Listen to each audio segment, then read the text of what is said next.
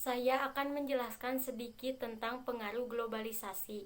Dalam peta konsep menjelaskan perubahan sosial yaitu ada 2 poin. Yang pertama, ada kemajuan iptek atau kemajuan dalam bidang ilmu pengetahuan dan teknologi.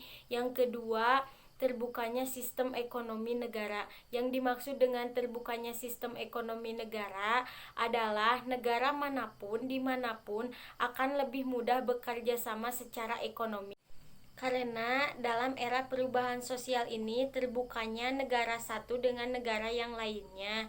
Jadi terbukanya sistem ekonomi antar negara.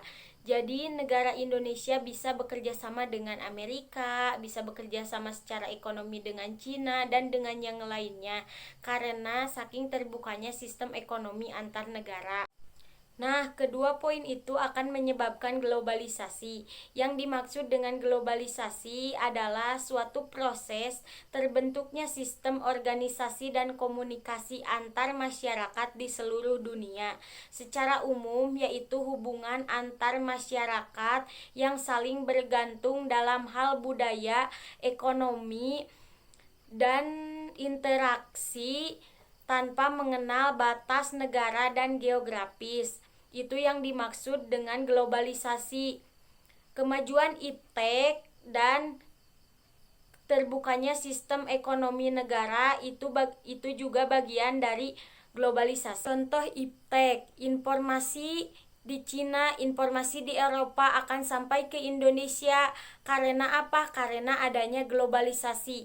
Nah, globalisasi akan mempengaruhi individu ataupun pribadi, masyarakat ataupun kelompok, bangsa ataupun negara. Orang-orang satu negara bisa dipengaruhi, individu ataupun masyarakat semuanya bisa dipengaruhi.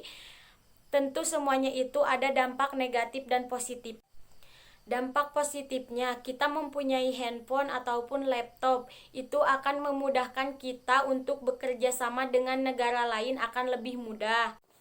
Negatifnya, ketika kita menggunakan ilmu pengetahuan dan teknologi secara berlebihan, tentu akan merugikan.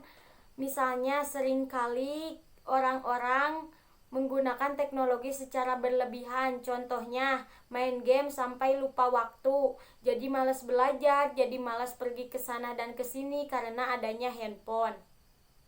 Selain itu, terbukanya sistem ekonomi, dampak negatif dari globalisasi, semakin besarnya pasar, semakin besarnya ekonomi, semakin terbukanya penyimpangan, barang ilegal masuk ke Indonesia. Nah, itu dampak negatifnya. Jadi kesimpulannya, kemajuan iptek, terbukanya sistem ekonomi negara itu juga bagian dari globalisasi. Nah, globalisasi akan mempengaruhi individu, masyarakat, maupun bangsa. Tentu saja memiliki dampak negatif dan dampak positifnya. Sekian dari saya. Assalamualaikum warahmatullahi wabarakatuh.